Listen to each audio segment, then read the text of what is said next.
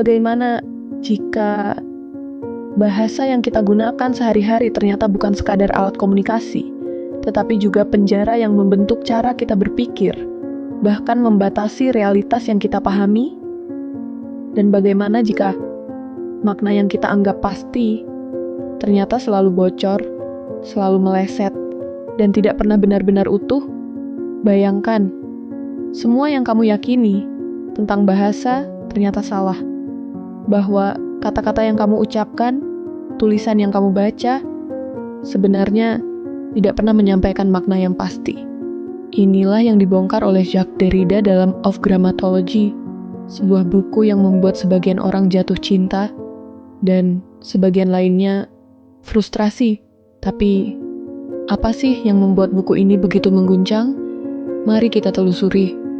Inilah dunia yang dibuka oleh Jacques Derrida dalam Of Grammatology, sebuah buku yang bukan hanya sulit dibaca, tetapi juga sulit dilupakan. Jacques Derrida, filsuf asal Prancis, menerbitkan Of Grammatology pada 1967. Buku ini lahir di tengah perdebatan besar dalam linguistik dan filsafat bahasa, terutama setelah pemikiran Ferdinand de Saussure tentang semiotika. Saat itu, bahasa dianggap sistem yang stabil. Tanda, sign, terdiri dari penanda, signifier, dan petanda, signified. Hubungan ini membentuk makna. Derrida datang, lalu membongkarnya habis-habisan. Dekonstruksi, bukan sekadar menghancurkan. Dekonstruksi sering disalahpahami sebagai membongkar untuk merusak.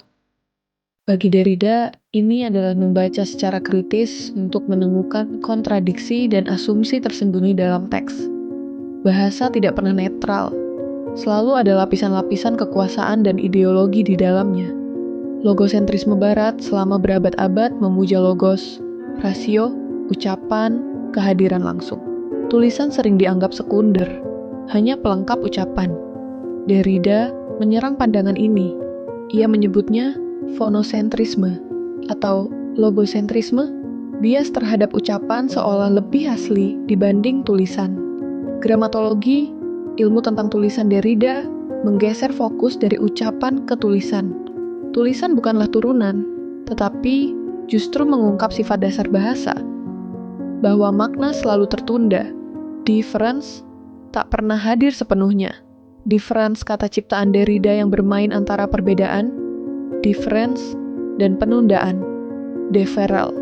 Makna muncul karena perbedaan antara tanda-tanda, dan ia selalu tertunda karena tak pernah ada titik akhir pemaknaan. Setiap kata merujuk pada kata lain, membentuk rantai tanpa ujung. Mengapa buku ini sulit tapi penting? Sulit karena gaya Derrida penuh permainan bahasa, ironi, dan paradoks. Tidak bisa dibaca seperti buku teori biasa. Ia seperti mengajak kita masuk ke labirin makna.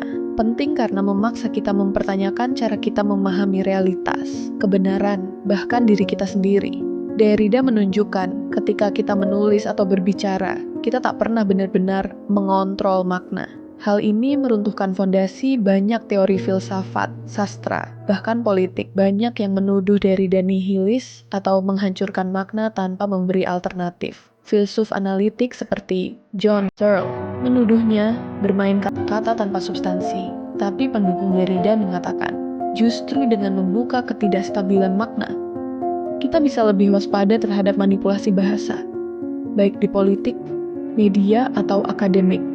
Membaca Of Grammatology bukan soal menemukan jawaban, tapi membongkar pertanyaan yang kita anggap sudah selesai. Derrida mungkin membuat kita frustrasi, tapi di balik frustrasi itu ada kebebasan. Jadi, pertanyaannya sekarang, jika makna selalu bergerak, selalu meleset, bisakah kita benar-benar mengatakan bahwa kita mengerti sesuatu?